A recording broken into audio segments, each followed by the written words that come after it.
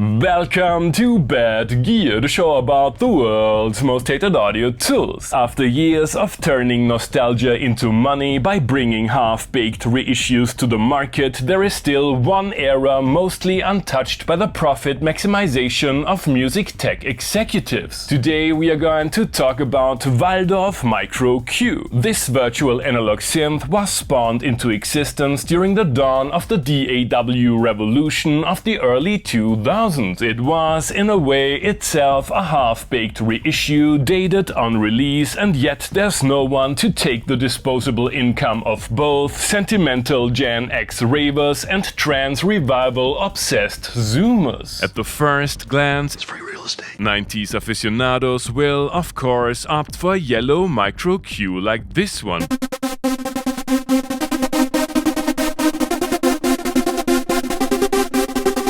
But it's all about the inner values anyway. Obscure polyphony counts,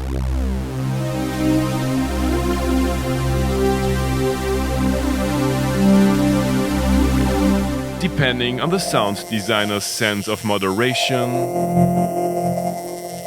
when using the surprisingly conventional VA,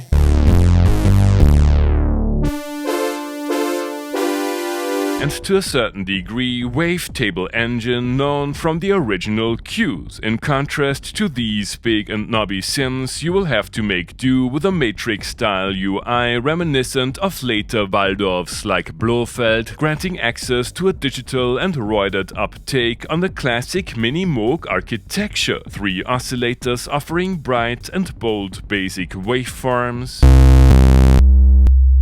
and the aforementioned 2 wavetables, the latter allowing you to add sub-oscillators fixed to a square. Regardless of the chosen waves, all oscillators can be made subject to FM.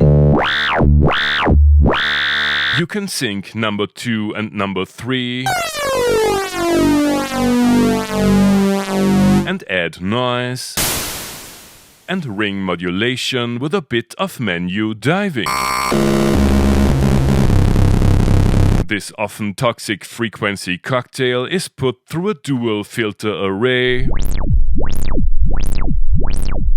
which, unlike the one found on its bigger siblings, is limited to a serial or parallel routing without the in-betweens. It still comes with proudly digital 12 and 24 dB models, plus the characterful comb filter varieties, responsible for an increase in 21st century hearing aid sales. Modulators are plentiful. Feel free to switch the 4 ADSRs to a mode which lets you dial in more complex tonal evolutions, loop them and crank the 3 LFOs into the audio range. Nice. All this can be complicated further with 8 modulation matrix slots for fast modulations calculated at audio rate and 8 more chill ones which are less taxing on the CPU. While the step sequencer of the flagship Qs had to go, the military-grade Arpeggiator will keep the self-medication going regardless of musical skill set or inspiration. The 2 FX units are widely criticized, but most probably not the reason your Eurodance career didn't take off.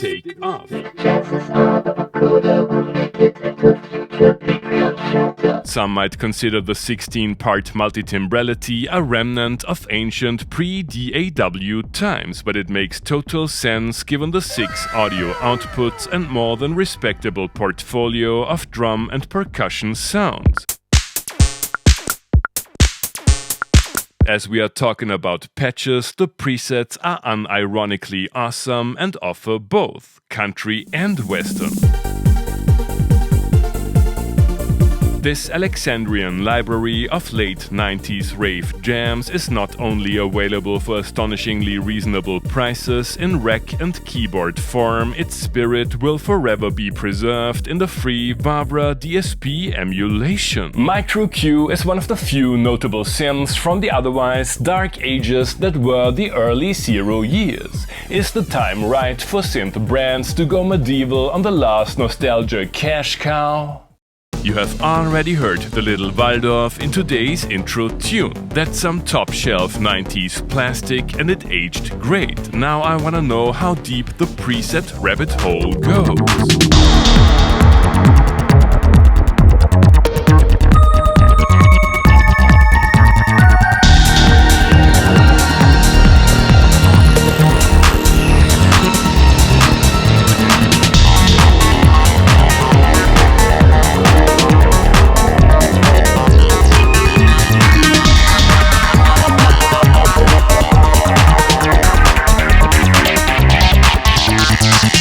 When the chemical aftertaste of the VA filter sweeps is still lingering. While the overall timbre is far from analog sounding, I like the pronounced top end and brutal snap. These retro-futurist sound aesthetics are certainly not for everybody. Time to channel the synth's inner groove box, drop the tempo a bit and try a few less ravey sounds.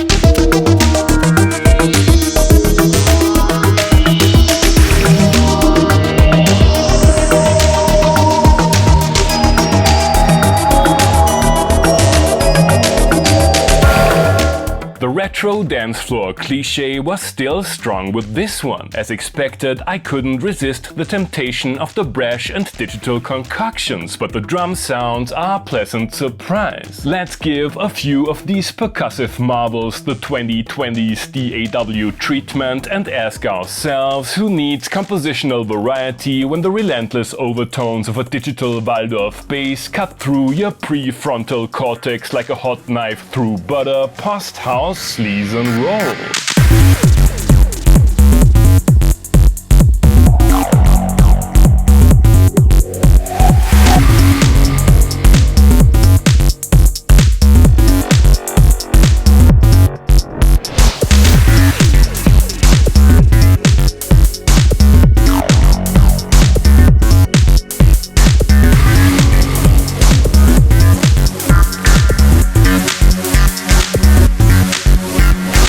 Verdict. Depending on how you spent your weekends back in the day, microQ either stands for everything that's wrong with that time or it delivers the raw and aggressive digital tone you're missing in modern synths. However, questionable converter mojo aside, the otherwise technically identical DSP emulation is easily accessible and, especially when pushing the complex mod matrix to its limits, more convenient to use. All that being said, turning fin de siècle synths into profitable reboots might be a challenge. Yes, the MS2K lives on in the original microQuark, but it would take some bored billionaire to acquire InMusic and order Analysis Andromeda 2. Roland would jump on the bandwagon 5 years too late for a successful new V-synth, and I think it would be morally wrong to abduct Christoph Kemper and force him to create a new virus. Thanks for watching and see you next time.